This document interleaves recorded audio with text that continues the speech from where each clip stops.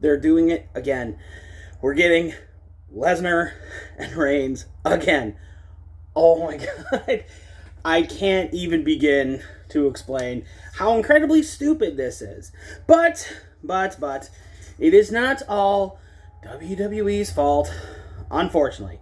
Now, it is 95 to 99% their fault.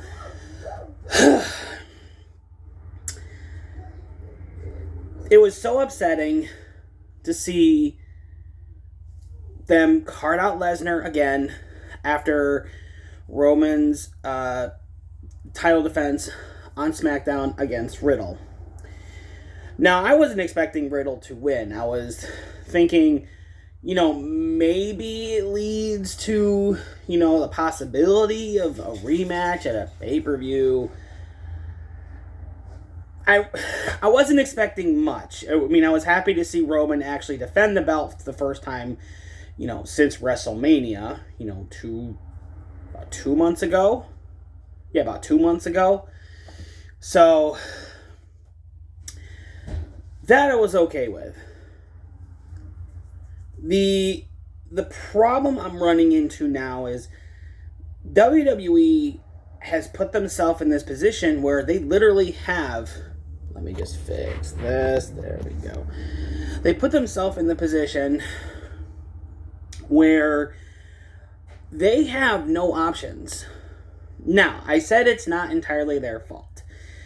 As everyone knows, Cody Rhodes is going to be out for some time because he tore his pec muscle. Now, it's no shock that they were going to incorporate him into some kind of main event feud after SummerSlam. I would say leading into the next WrestleMania next year.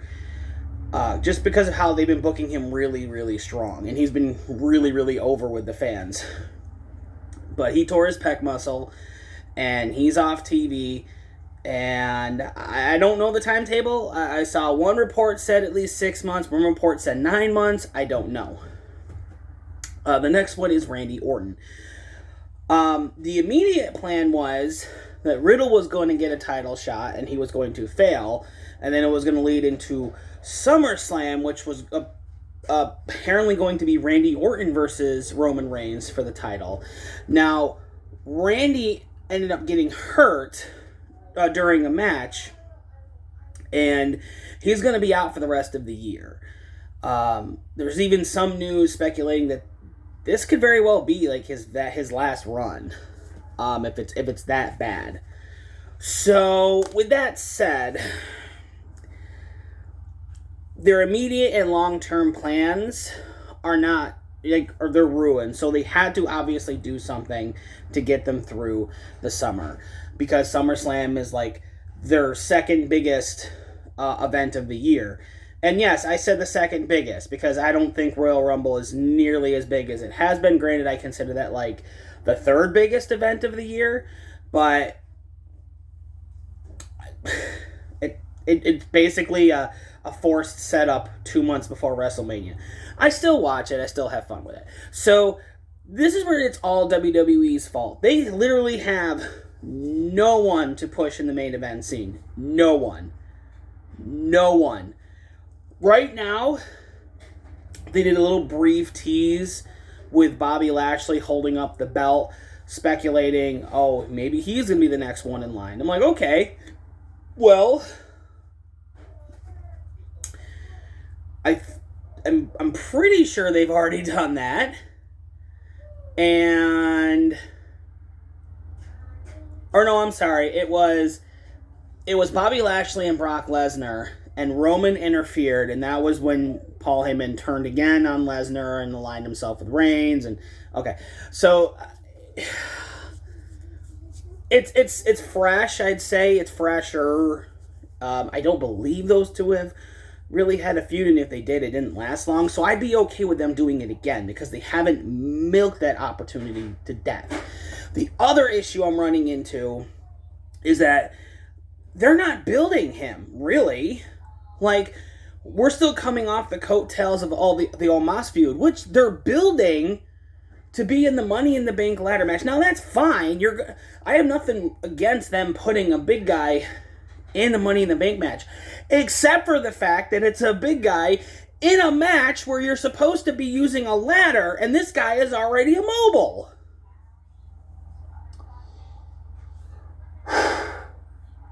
That's not to say he can't be a talented big person. I'm all for the big wrestler that's, you really have to pull out the big guns to be. Oh, except for the fact that we've already done that twice in 3 months.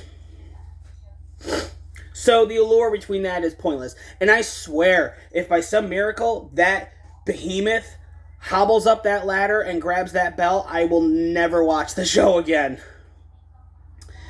Because no one is going to watch Omos and Roman Reigns. Because Roman Reigns is going to literally have to carry another heel character while as a heel. And heel versus heel, it can work in varying ways, but I'm getting ahead of myself. So they're really not building up anyone else. They moved Edge off of Judgment Day because they were having a babyface problem. So there's been talk that maybe Edge will be put in the main event scene. That's cool. We remember him having a couple matches with Roman Reigns. That's the problem. He's already done it, and he's done it multiple times. And they were good matches, don't get me wrong. I think Edge is having a great run of it, to be honest with you.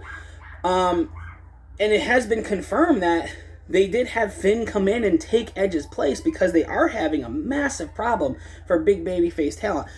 But again, that's also WWE's fault. They don't have strong baby faces that they can push over Reigns. They're clearly not going to give it. They're not going to do a transitional champion. No way. That will not happen. The other issue is the amount of people that they have fed to Reigns that are either not with the company or not in the same standing. It's really hurt them.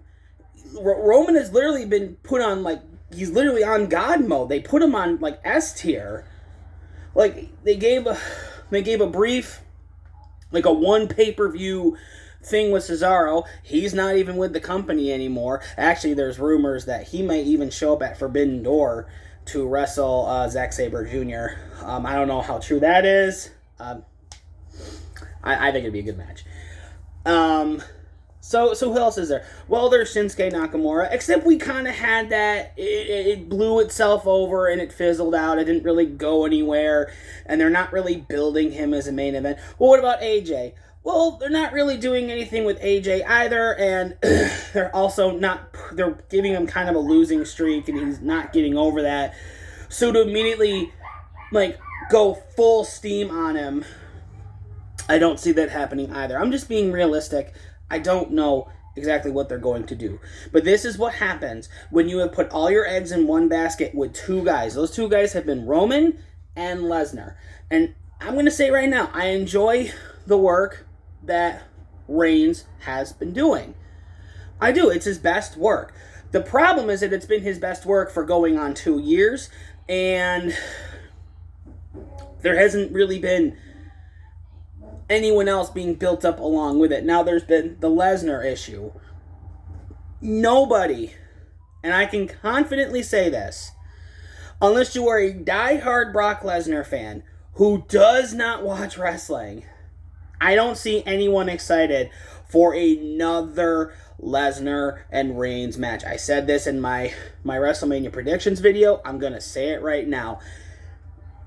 That needed to be it. Done. The definitive winner. Just stop. Those two have wrestled each other so many times over the last, 3-4 years. It needs to be done. So they obviously brought Lesnar in as a short-term answer to what do we do at least through the summer.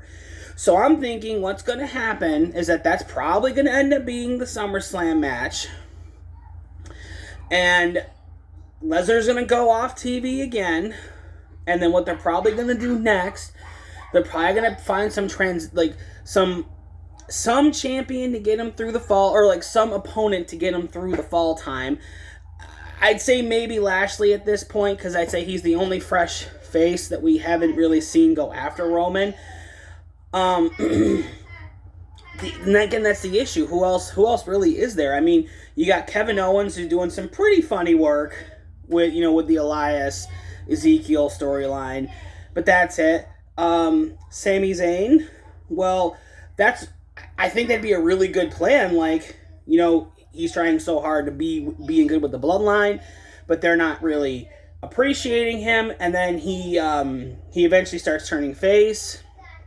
And honestly, what I think would be a really good storyline would be if he were to, after months and months of trying to get in good graces with the bloodline, he's disrespected, he's mistreated, he's not being taken seriously, and it kind of wakes him up to, the role he's been in for, the last couple of years.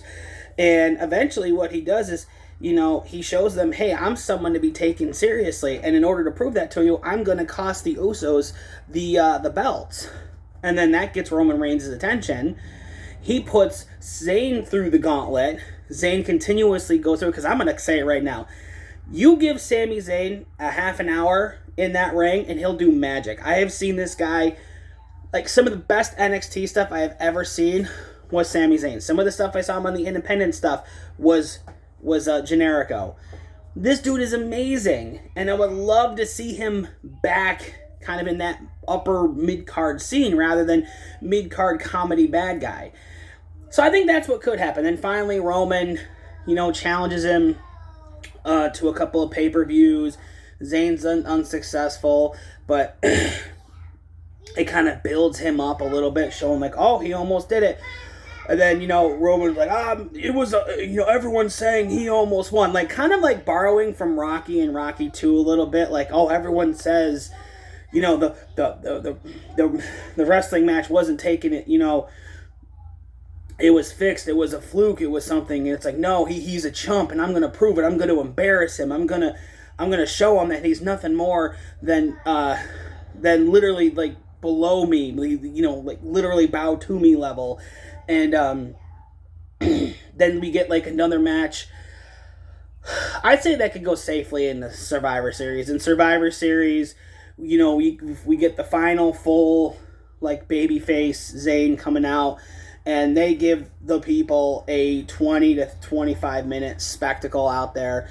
Roman wins, and then we start thinking about what we're going to do in 2023, because by then Cody Rhodes will more than hopefully be back. We'll know more about Roman Reigns, and hopefully by then AJ Styles will be in better shape. But I'm just saying, that's the problem they have now. They're relying again on Lesnar and Reigns, and nobody wants to see that.